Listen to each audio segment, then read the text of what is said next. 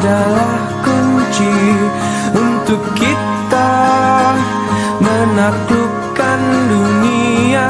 Berlarilah tanpa lelah sampai engkau meraihnya.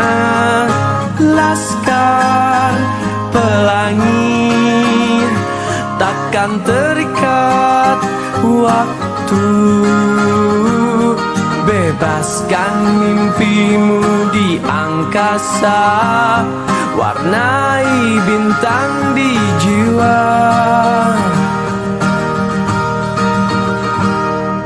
Menarilah dan terus tertawa, walau dunia tak seindah surga.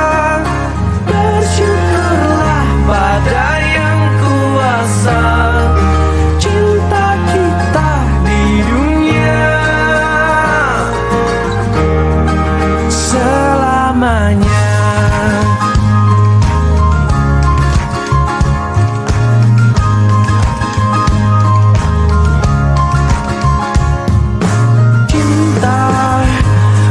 Pada hidup memberikan senyuman abadi. Warahmatullahi wabarakatuh. Waalaikumsalam warahmatullahi wabarakatuh. Berjumpa lagi bersama saya Safarudin, calon guru penggerak angkatan 10 dari Kabupaten Dharmasraya. Pada kesempatan siang hari ini saya tidak sendiri, bersama guru hebat kita dari SDN 03 Kota Besar, yakni Bu Nini kita. Selamat siang Bu Nini. Selamat siang Pak. Apa kabarnya Bu? Alhamdulillah sehat. Ya, jadi pada kesempatan siang hari ini Bu, kita akan mengadakan percakapan praobservasi. Sebelum nantinya saya akan mengamati proses pembelajaran Ibu di kelas. Dan adapun tujuan dari observasi ini adalah untuk mengetahui dan mengevaluasi proses pembelajaran yang Ibu lakukan. Nah, mengapa kita perlu melakukan praobservasi ini? Karena ini sebagai kegiatan awal sebelum Ibu melakukan proses pembelajaran di kelas, sehingga nantinya Ibu lebih bisa leluasa melakukan proses pembelajaran dan bisa lebih percaya diri dalam melakukan proses pembelajaran. Baiklah Ibu, untuk yang pertama ini ada beberapa hal yang ingin saya tanyakan kepada Ibu terkait dengan proses observasi yang akan Ibu laksanakan. Yang pertama yang ingin saya tanyakan, apa tujuan pembelajaran yang Ibu buat?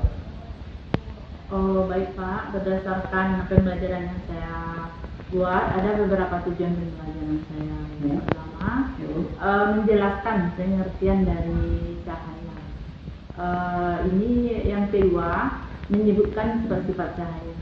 Terus yang ketiga, tujuan pembelajarannya mendemonstrasikan sifat-sifat cahaya.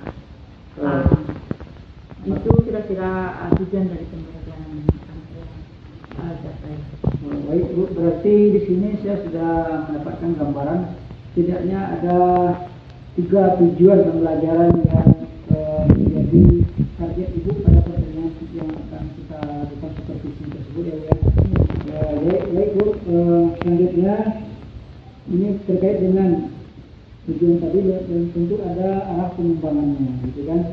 Apa area pengembangan yang ini Ibu capai pada pembelajaran itu? Baik, untuk arah pengembangannya saya lebih fokus pada pengetahuan dan keterampilan. Berarti ada Ibu nanti mengarah pada aspek pengetahuan dan juga aspek keterampilan yang akan Ibu kembangkan dalam proses pembelajaran mengenai cahaya tadi ya. Iya. Baik Bu, ini saya juga ingin sekilas atau sedikit mendengarkan mendapat masukan dari Ibu mengenai rencana pembelajaran yang sudah Ibu buat, baik dari aspek strategi, kemudian model maupun metode pembelajaran yang akan Ibu lakukan di kelas. Jadi pada pertama saya menggunakan apa strategi yang Ibu gunakan dalam proses pembelajaran ini? Oh baik, di sini saya berusaha untuk mengambil strategi pembelajaran yang biasa saya gunakan, itu pembelajaran yang berdiferensiasi berdasarkan aspek kesiapan siswa tersebut yang diintegrasikan dengan pembelajaran sosial dan emosi. Oh, berarti Ibu menggunakan pembelajaran yang diferensiasi ya, artinya pembelajaran yang sesuai dengan kebutuhan peserta didik. Jadi itu dari strategi kita sudah bisa melihat bagaimana nanti Ibu menggunakan proses pembelajaran yang diferensiasi, kemudian diintegrasikan dengan proses pembelajaran sosial emosional. Baik Bu, untuk bagaimana dengan model pembelajaran yang digunakan? Baik, sedangkan model pembelajarannya, saya akan menggunakan pembelajaran yang berbasis pemecahkan masalah atau problem learning. Berarti pembelajarannya PBL ya.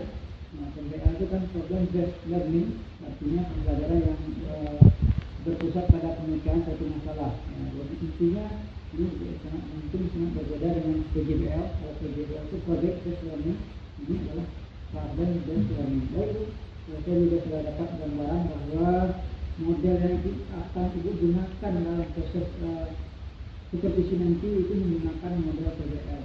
Baik, ada satu pertanyaan lagi yang saya tanyakan. Nah, ini terkait dengan metode. Nah, metode yang digunakan dalam proses pembelajaran kira-kira metode apa? Baik, saya biasanya menggunakan metode tanya jawab terus penugasan. Jadi ini setidaknya ada dua yang akan digunakan. Tentu PBL itu kan tidak luput dari tanya jawab atau diskusi dan juga penugasan yang akan dilaksanakan oleh anak. Baik Bu, itu adalah strategi yang akan digunakan, yaitu strategi PBL, strategi pembelajaran diferensiasi dengan mengintegrasikan dengan model pembelajaran sosial emosional yang digunakan metodenya modelnya model PBL, problem based learning, dan juga metodenya penugasan dan tanya jawab. Nah, saya ingin dapat gambaran satu hal lagi dari Ibu mengenai media. Kira-kira media apa yang Ibu butuhkan dalam menerapkan proses pembelajaran yang sudah dirancang itu? Baik, biasanya saya menggunakan PPT dan berupa LKPD yang terintegrasi. Kemudian juga saya menggunakan laptop. Berarti nanti ketika proses pembelajaran Ibu akan menggunakan media berupa PPT ya, PowerPoint ya. Kemudian juga menggunakan LKPD sebagai bahan untuk latihan anak, dan tentu saja kita memerlukan laptop sebagai media utamanya. Baik Bu, pertanyaan selanjutnya. Nah, kira-kira kapan kita akan bisa melaksanakan supervisi ini, jam keberapa yang akan kita laksanakan? Baik, proses pembelajaran rencana ini hari Rabu jam pagi sampai istirahat. Berarti Rabu dari jam pagi sampai jam istirahat. Baik, insyaallah saya akan masuk ke kelas Ibu pada hari Rabu dan melihat atau mengamati Ibu melakukan proses pembelajaran, dan saya juga akan mencatat dan mengamati apa-apa yang Ibu lakukan dalam kelas. Dan satu hal yang Ibu harus pahami bahwa supervisi ini bukanlah untuk mencari kesalahan ataupun untuk menilai kemampuan Ibu mengajar, tapi adalah untuk mengembangkan potensi-potensi yang ada sehingga Ibu dapat mengajar dengan lebih leluasa. Ya. Kira-kira apa yang Ibu dapatkan dari percakapan kita hari ini? Baiklah, setelah kita melakukan percakapan hari ini, saya mendapatkan gambaran bahwa tentang penggunaan strategi, metode, dan model-model serta media yang akan saya gunakan dalam pembelajaran. Baik. Berarti Ibu sudah bisa memahami tentang strategi, kemudian juga bisa menjelaskan tentang model pembelajaran dan juga metode serta media-media yang akan digunakan dalam proses pembelajaran. Terima kasih banyak Bu atas kesempatannya, dan setelah melakukan observasi nanti kita juga akan ada pertemuan perbincangan lagi berkenaan dengan proses pasca observasi yang kita lakukan. Terima kasih banyak Bu. Sudah dengan Assalamualaikum warahmatullahi wabarakatuh. Waalaikumsalam warahmatullahi wabarakatuh.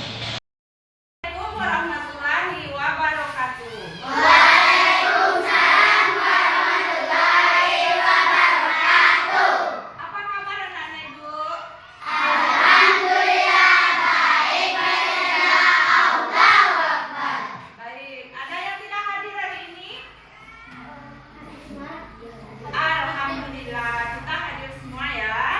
Baik, anak-anak Ibu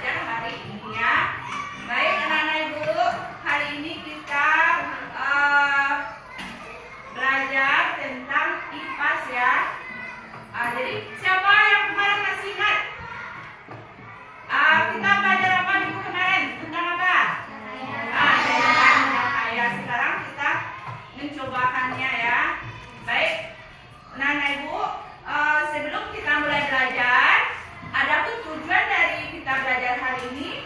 Yang pertama, kamu nanti dapat menyebutkan atau menjelaskan pengertian dari cahaya. Setelah tujuan pelajaran kita yang kedua, anak-anak ibu nanti dapat menjelaskan sifat-sifat dari cahaya. Terus tujuan pelajaran kita yang ketiga, setelah melalui percobaan atau demonstrasi, anak-anak ibu dapat menyebutkan, mencobakan apa itu namanya sifat-sifat dari cahaya tersebut. Ya baik, pada hari ini coba lihat dulu ke depan. Ada anak di depan? Ya, jadi kita mulai belajar cahaya dan penglihatan. Kira-kira sebelum ibu menjelaskan pengertian cahaya, tahu kamu tidak apa itu cahaya?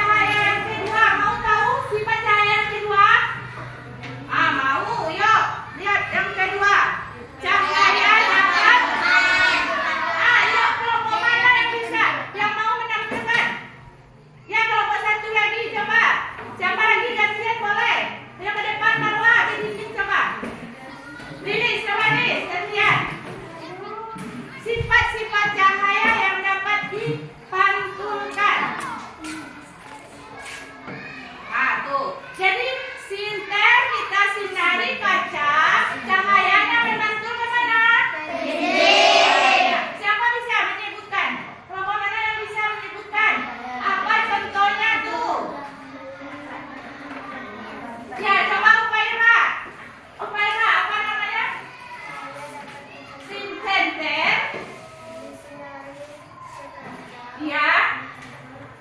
Cahayanya. Iya, bagus.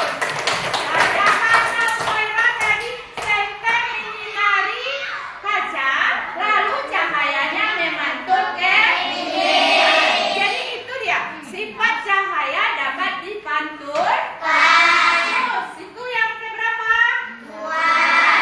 Yang ketiga lagi, coba kita lihat. Cahaya dapat menembus benda. Ayo, siapa yang bisa mencobakan? Kelompok lain juga boleh. Ada lagi? Kelompok mana? Yuk, yuk berdiri. Kelompok satu lagi. Cepat cuan. Mas Eva boleh, ayo. Cobakan ke situ juga boleh. Yuk, biar temannya mencobakan, biar kita tahu. Yuk. Dah, senter menyinari benda bening, cahayanya bagaimana? Menembus ke jadi sifat cahaya yang ketiga, cahaya dapat menembus benda bening. Nah, jadi, dah silakan duduk. Terima kasih. Tepuk tangan buat Selva. Jadi ini namanya benda bening. Ya, benda bening. Kalau cahayanya kita sinari di benda bening, akan menembus benda bening. Menembus benda bening. Siapa lagi? Sifat cahaya yang keempat. Siapa bisa dapat? Ya, cahaya dapat dibias. Cahaya dapat dibiaskan. Kelompok mana yang mau mencobakan mendemonstrasikannya? Ya, boleh. Silakan Laura. Berdiri Laura. Bawa alat peraganya.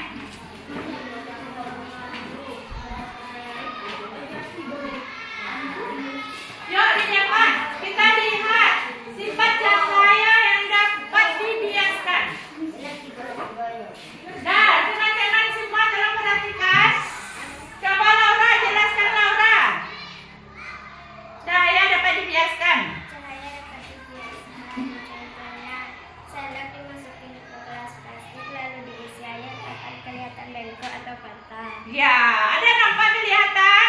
Sendok bila dimasukkan ke dalam gelas akan kelihatan patah.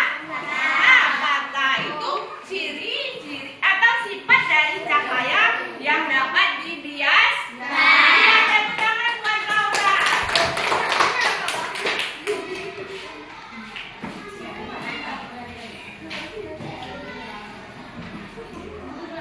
Ya, terus yang kelima. Cahaya dapat diuraikan. Ini ada orasi di kelompok ya? Nah, Rabu. ya, sifat cahaya yang kelima. Siapa yang bisa? Ya, cahaya dapat diurai. Kelompok mana yang mau mengambilkan?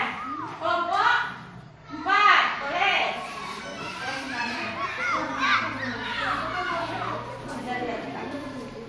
Nah, jadi coba lihat teman-teman semuanya.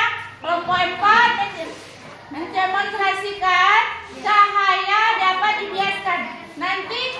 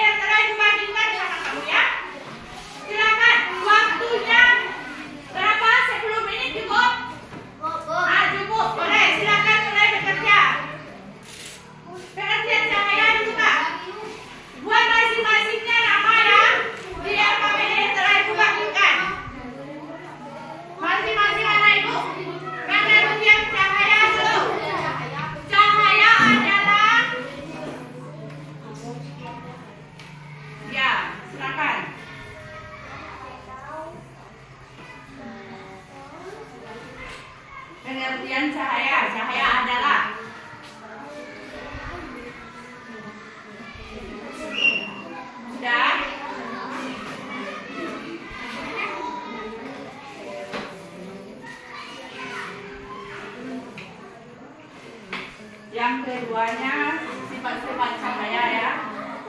Sebutkan sifat-sifat cahaya. Bisa kan? Ya.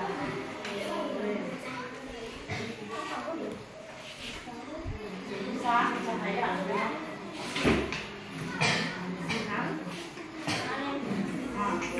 Buat itu.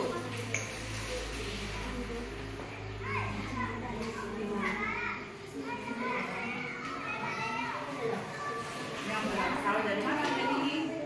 Berasal dari mana tadi? Iya, benda-benda. Oh, benda sinar. Ulang lagi Kak, sebelumnya.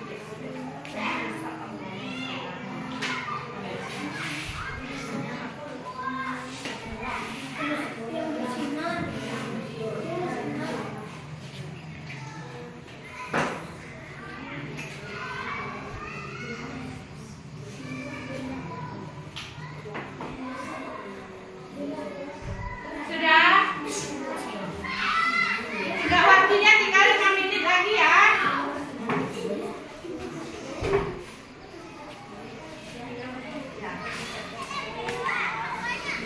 Yang kedua sifat-sifat cahaya. Ada berapa sifat-sifat cahaya tadi? Ada di? Sudah? Ada yang sudah?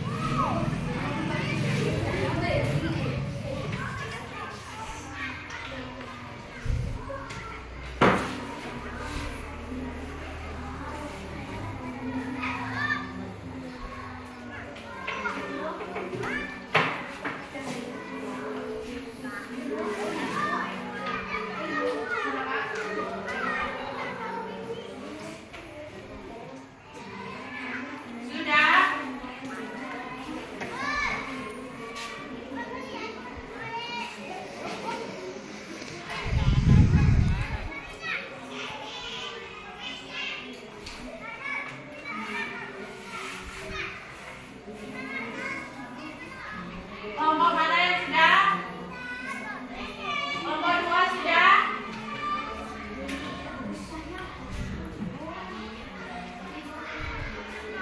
Kelompok 1? Belum? Sedikit lagi. Kelompok 3?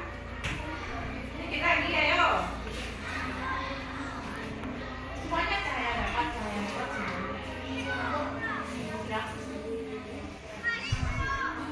Yang sudah dikumpul ya, waktunya tinggal 2 menit lagi.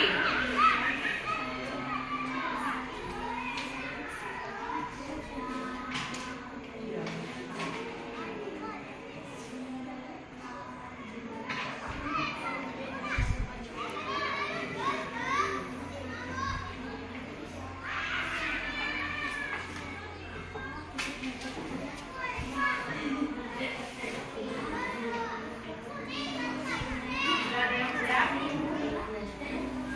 Silakan.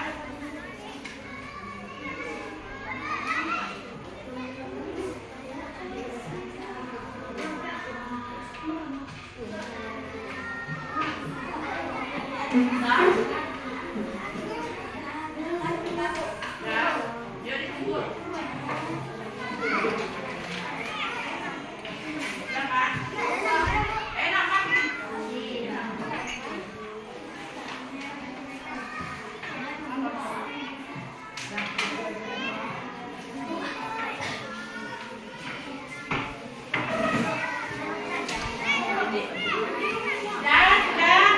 Waktunya habis, semuanya dikumpul. Ah, iya.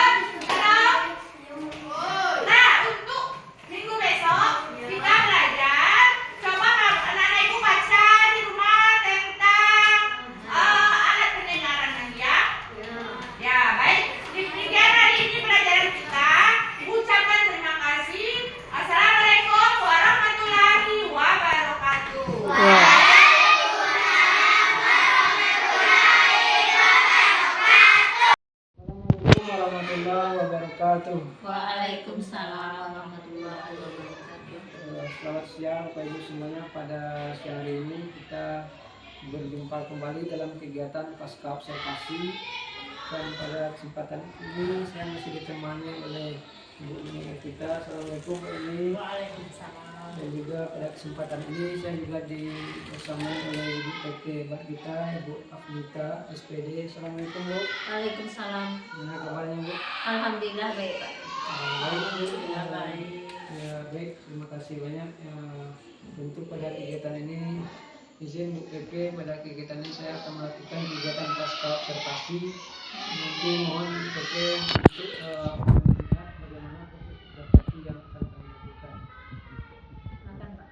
Baik, baik Bu, ini pada kesempatan ini kita akan melakukan percakapan pasca observasi, di mana saya akan memberikan beberapa pertanyaan kepada Ibu terkait dengan kegiatan observasi yang sudah kita jalani atau yang sudah kita lakukan.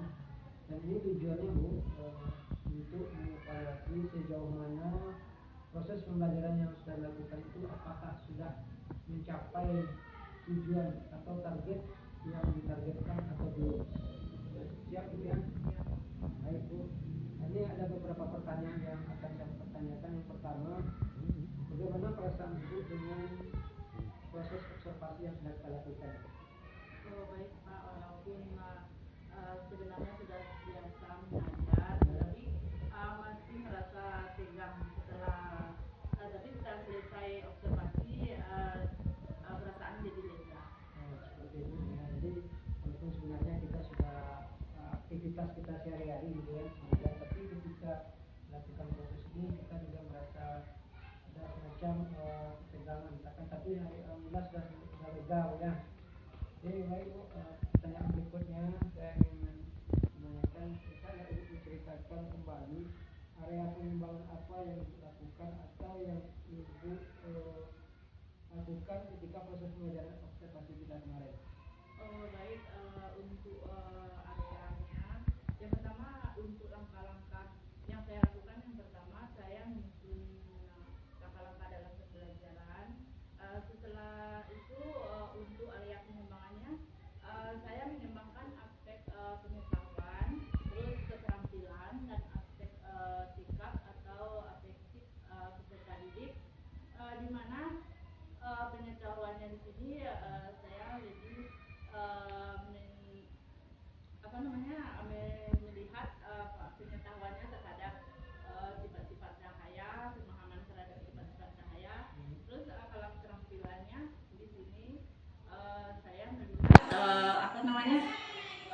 gimana anak itu mampu mendemonstrasikan sifat-sifat cahaya tersebut. Jadi keterampilannya untuk memahami dan kemampuan untuk mencontohkan dan mendemonstrasikan sifat-sifat cahaya. Baik Bu, terima kasih. Jadi itu ya. Jadi yang pertama tentu pemahaman anak itu kan yang ya, jadi pengembangan tadi itu terkait dengan aspek pengetahuan gitu kan. Kemudian kalau aspek keterampilan dia mampu mendemonstrasikan daripada sifat-sifat cahaya sesuai dengan tujuan pembelajaran yang sudah dibuat. Dan selanjutnya Bu, menurut Ibu kira-kira keberhasilan dari area pengembangan yang sudah Ibu sampaikan tadi apakah sudah sesuai target atau bagaimana? Oh iya, baik. Menurut saya sudah mencapai target, tetapi namun masih ada kekurangan, tapi perlu diperbaiki ke depannya. Oh, berarti masih ada kekurangannya. Ya. Jadi berarti masih ada kendala yang Ibu hadapi. Kira-kira apa saja kekurangan atau kendala yang Ibu hadapi dalam proses pembelajaran di kelas itu? Baik, di sini saya mengalami kendala pada waktu proses pembelajaran tersebut masih ada anak yang kurang aktif.